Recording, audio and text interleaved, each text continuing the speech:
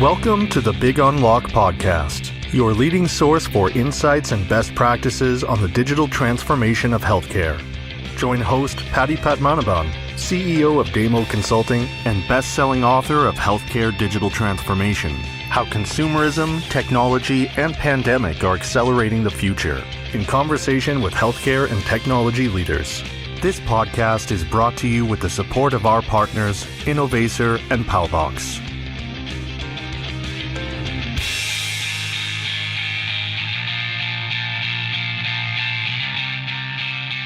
Hello again, everyone, and welcome back. This is Patty, and it is my great privilege and honor to introduce my special guest today, Matthew Roman, Chief Digital Officer at Duke Health. Matt, what a pleasure to have you on our show, and welcome. Hey, good afternoon, Patty. Thank you very much. It's really a pleasure to talk to you again. Thank you. You're most welcome. So why don't we get started with maybe a little bit of an overview of Duke Health, the populations that you serve, and your role in the organization. Yeah, thank you. I have the pleasure of serving as the Chief Digital Strategy Officer for Duke University Health System. It is a medium-sized but very high-quality academic medical center. We're pretty proud of the quality of care we offer here. We have 3 hospitals in our system. We're located in the center of North Carolina. So we have a flagship academic hospital and 2 community hospitals, and then a large series of clinics, both primary care and a large specialty faculty practice as well. I report into the Chief Information Officer, and we support the academic mission through the schools of medicine and nursing, as well as the health system functions. So the mission includes the education side of it, the research side of it, and also the healthcare delivery organization, which is kind of typical for any AMC, I guess. That's right. Yeah, that's right. Okay, so in your role as Chief Digital Strategy Officer, maybe you could give us a little bit of an overview of the digital programs that are currently in flight at Duke Health. Maybe touch upon one or two things, the telehealth, for instance, which has been a big growth area for most organizations. So maybe you could give us an overview, Matt. Sure. Our digital strategy office was formed about 3.5 years ago. It's the vision of our chief information officer, who's a physician himself. And so we are responsible for consumer-friendly, patient-facing technologies to help with our patients' attempts to engage with us as a health system. We're taking an approach where we're in the deep in the throes of implementing a number of what I would call foundational technology platforms, on which over the next couple of years we'll build hopefully more and more effective and broader reaching use cases. So these platforms include some of which are fully embedded already, some of which are in flight. As you mentioned, Patty, our telehealth platform, which everybody in the country has to have now. We're responsible for our patient portal and are doing some things around the patient portal to improve our experience of the patients. A CRM strategy, a strategy around conversational AI and chatbot, a strategy where we reach out to the patients to learn from them what they want from us. We're doing this through a virtualized patient advisory council. Some others have done this as well too. And remote patient monitoring, both in support of the telehealth platform, the visits of today that are conducted virtually, but also in support of continuing care, even if that care is delivered in person. We're able to then, through these remote patient monitoring strategies, capture data points in much greater frequency to support clinical decision-making and predictive modeling and such. Yeah, those are clearly the top foundational platforms for a lot of health systems. And we'll unpack all of that. Let's start with telehealth. What have been the volumes? I know everyone had a spike during the pandemic, but that's also dropping off a little bit and maybe reaching some level of equilibrium. And obviously the questions around how patients are responding to it, and of course how caregivers are responding to it as well, from the point of view of training, workflows and so on. Talk to us a little bit about what that experience has been like, and feel free to talk about any platforms that you've used to execute on it, and your whole strategy. Are you using one? Are you using multiple platforms for different things? How do they all fit with your other tools that you talked about, especially the EHR platform, but also other tools that are involved in delivering the seamless experience for patients. Yeah, sure. So we had an experience like most others. We had a pretty small telehealth footprint. We had some early adopters pre-pandemic. Some really impressive work, though, pre-pandemic. For instance, our movement disorder clinic has a neurologist that was a very early adopter of telehealth. His patients are ALS patients who have tremendous movement and mobility disorders, and it takes an army to bring them to our clinic. And he has a pretty wide capture rate or capture geography, and so he was able to. We were able to work with him to enable video visits of these patients. It was a tremendous satisfier. Very white glove, very high touch at the time on our side. Of course, we had the same hockey stick increase in volume as everybody else did in March of last year. We went from, no kidding now, we went from 100 visits a month to 2,000 visits a day, much like everybody else. We, like I've seen from colleagues around the country in the last couple of months, have seen these numbers tail. The truth is our highest month volume since the start of the pandemic was March of 2021. And then since March, we've started to tail off just a little bit. We continue to have pretty high volume in some specialties. Our behavioral health and psychiatry clinics have remained very high adopters of, high utilizers of. Our primary care clinics are continuing to be strong here. Certainly some of the specialty and surgery clinics as well. We have a primary platform that's embedded in our electronic health record, and we have a backup platform too. So we are able to capture if, in fact, a patient doesn't have an app on their device or has some connectivity issues, then we can rescue or salvage that by sending a rescue link. And so we have two active platforms that we're working with currently. You also mentioned chatbots. So have you been using them more in the context of clinical chats or more in an administrative context, let's say for enabling access and providing patients with information and self-service tools, or are you doing both? Yeah, it's a great question. We're in the very relatively early stages of implementing our chatbot, and we're cutting our teeth on administrative functions. We will tread lightly in offering clinical advice through artificial intelligence, just more from a risk tolerance and quality assurance perspective than anything else, I think. But we're starting from an administrative place.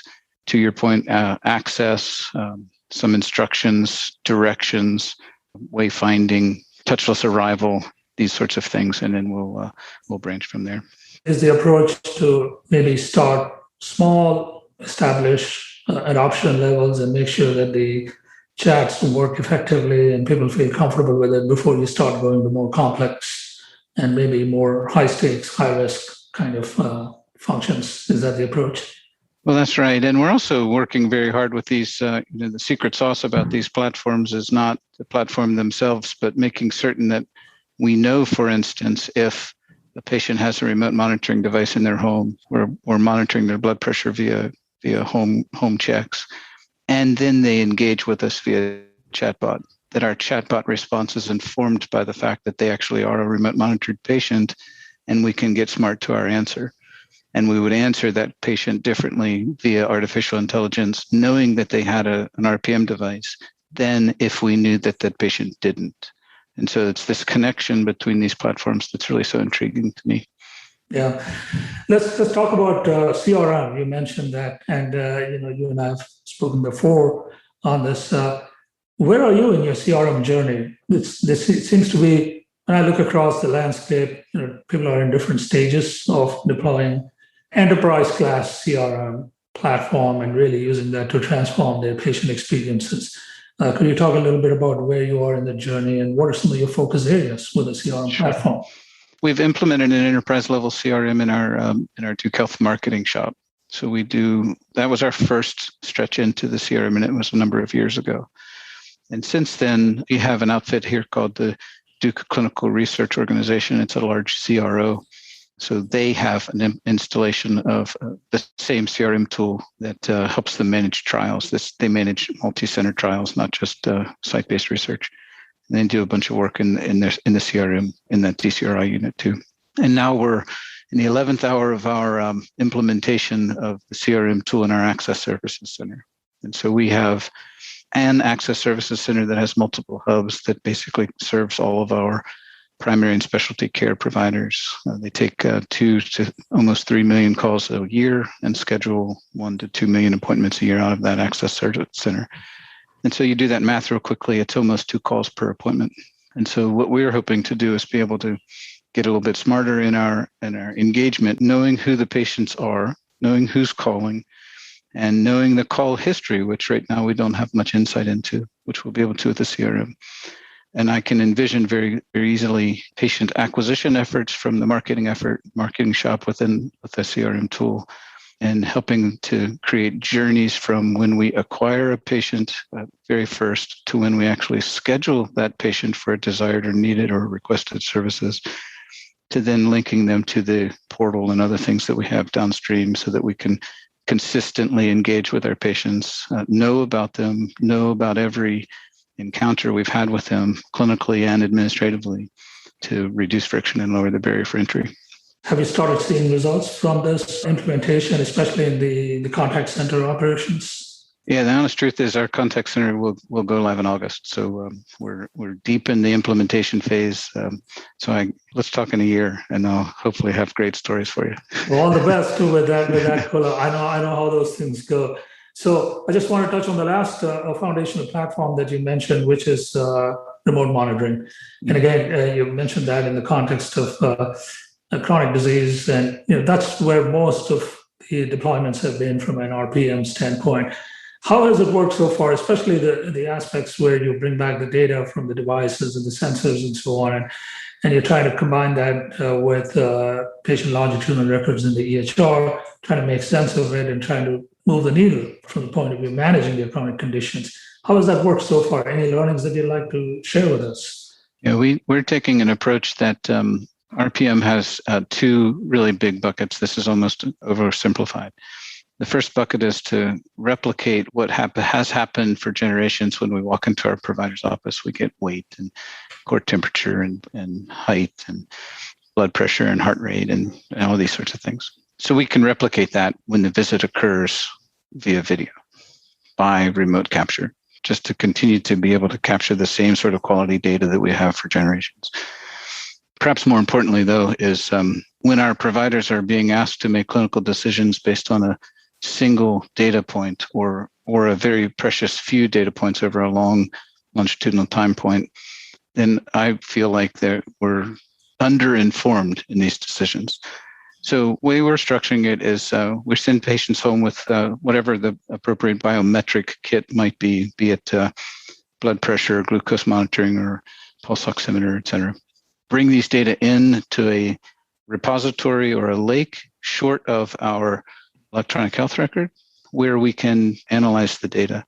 We can apply rules to trigger alerts. These will be alerts to the provider team, to the care team, if there's either a series of or a sequence of progressively out of range numbers, or an alert or a value that's particularly high or low that's somewhat dangerous that we want to intervene with, and send alerts to patients.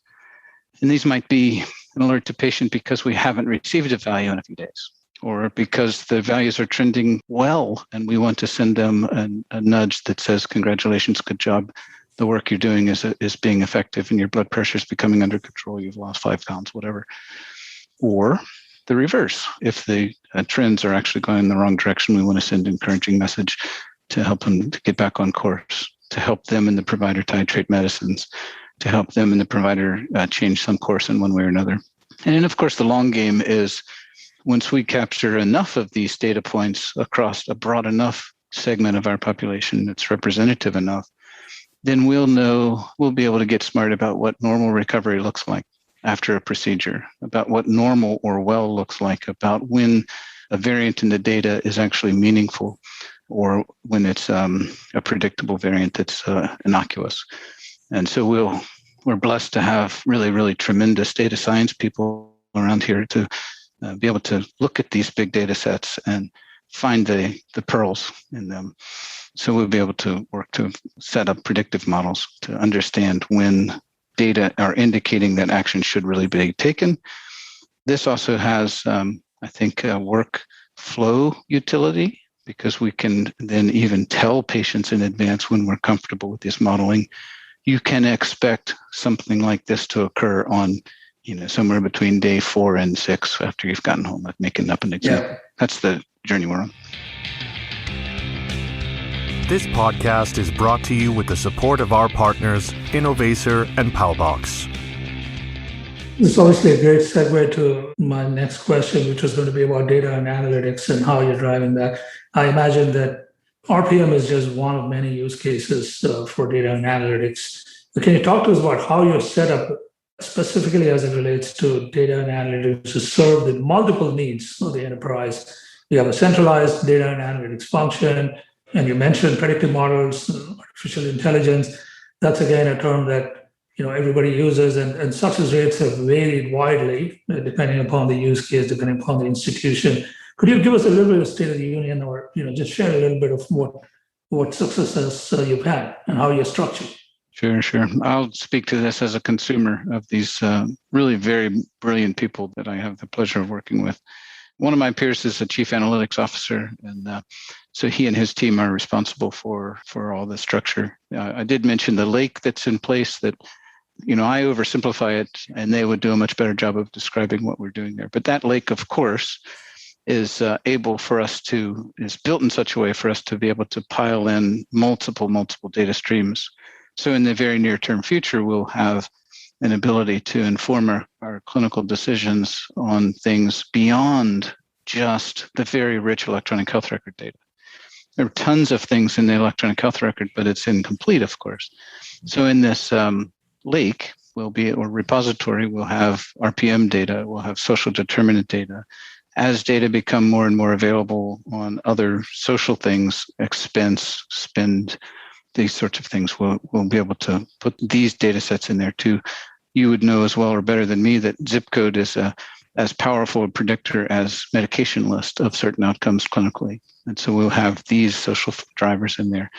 I think we'll be able to put in geofencing and geolocation data as part of our remote monitoring journey. All of this, of course, with consent of patients. And if we do with these data as we should, then the patients become a great beneficiary of the work we're doing here. Yeah, I'd love to go into that maybe in another podcast conversation.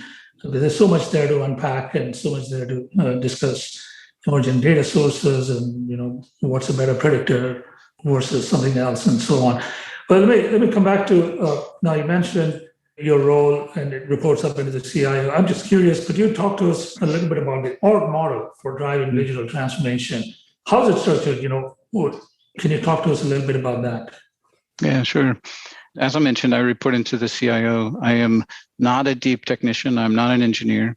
I come at this from a clinical angle. I'm a clinician first and a strategist and a digital health person second.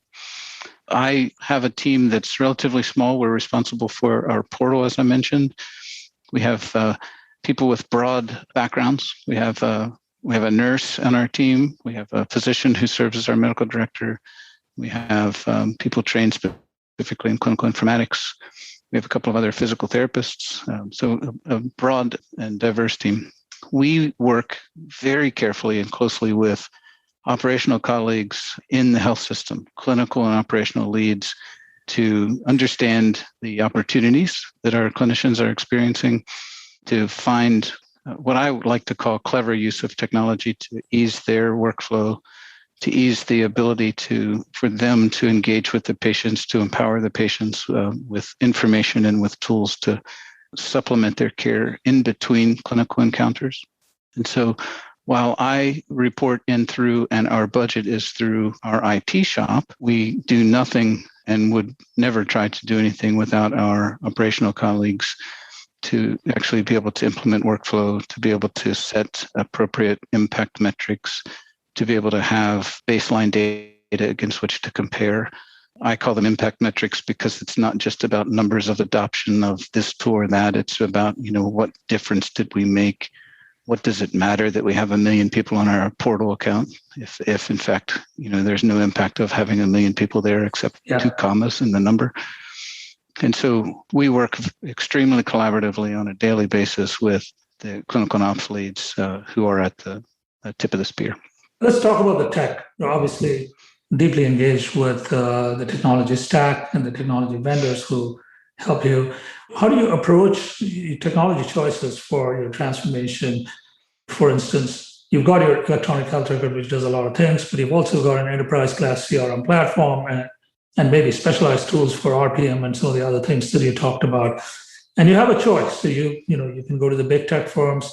You could go at the other end to extremely small, nimble, and innovative startups, and a whole range in between. How do you parse through those choices and how do you approach them, especially when it comes to the risks? That's a question that, candidly, I wrestle with every single day. I imagine. We have invested mightily in our electronic health record, and that's mightily in dollars and effort. And I think we have a very mature installation of our enterprise electronic health record. However, it's a transactional system. It is the system of record. It houses our legal medical record, and it is responsible for the actual transactions. And that's important, and that's really critical, and we don't break that, right?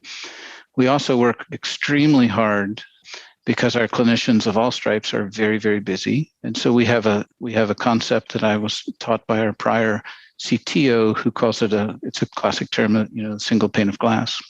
And so we have a fairly high bar before we will ask our providers or our clinical staff or our administrative staff whose day is in the electronic health record. It's a fairly high bar for us to say, for this purpose, go to another application. And so when we want to bring in another application, we try very hard to allow us to be able to launch it from within the primary health record, the place where our staff are working all the time. We insist on single sign-on capabilities.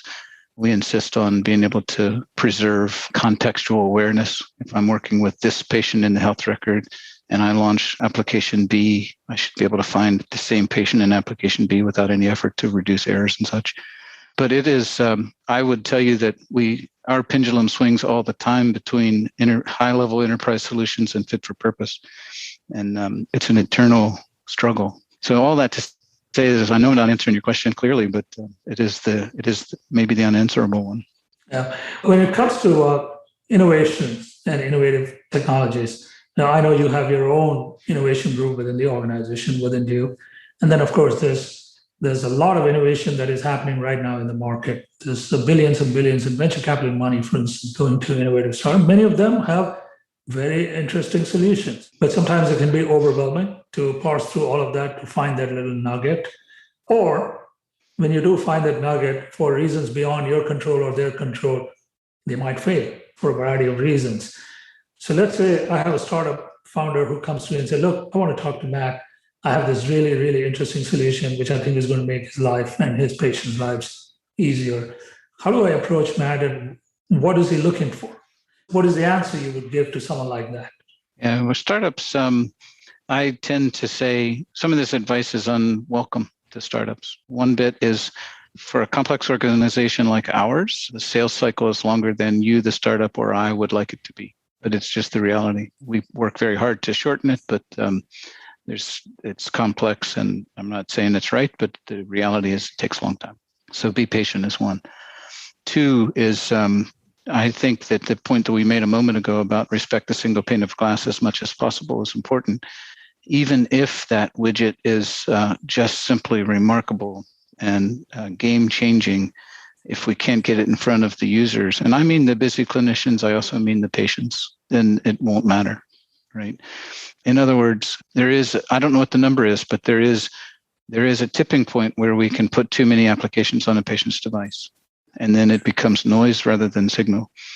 And then, a patient who has comorbid conditions, and we have 3 or 4 or whatever the number is, really magical applications that could stand to change that patient's course.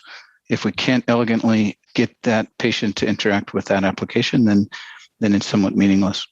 So patients, single pane of glass integration, which should be easier and easier as time passes because of FHIR standards and smart application capabilities and these sorts of things, and undersell and overdeliver, right? And by that, I mean it's somewhat obvious. It's, if it's a niche product, it's a niche product. But the other side of that continuum is the large company or the medium-sized company who comes into an organization like this one and says, we can solve all your problems. That's somewhat of an oversell. Yeah. I would be suspicious. Yeah, that's good advice. That is good advice.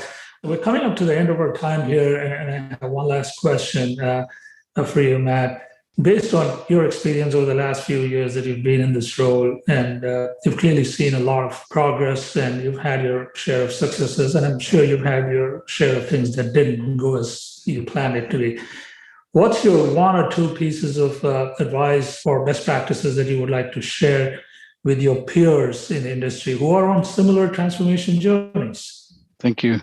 One, I love the question, and I would answer it by saying, be persistent, be tenacious, don't stop.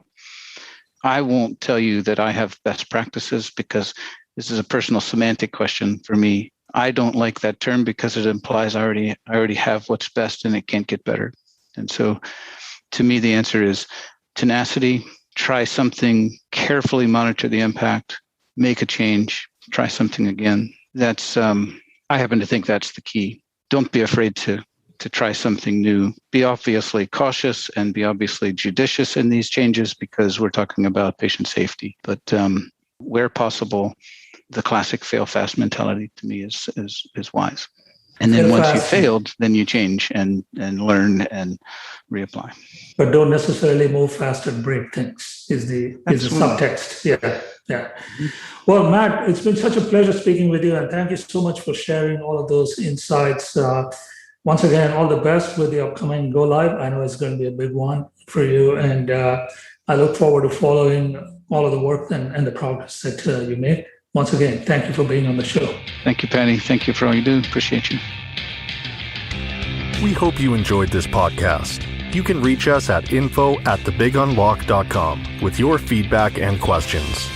This podcast is brought to you with the support of our partners, Innovacer and Palbox.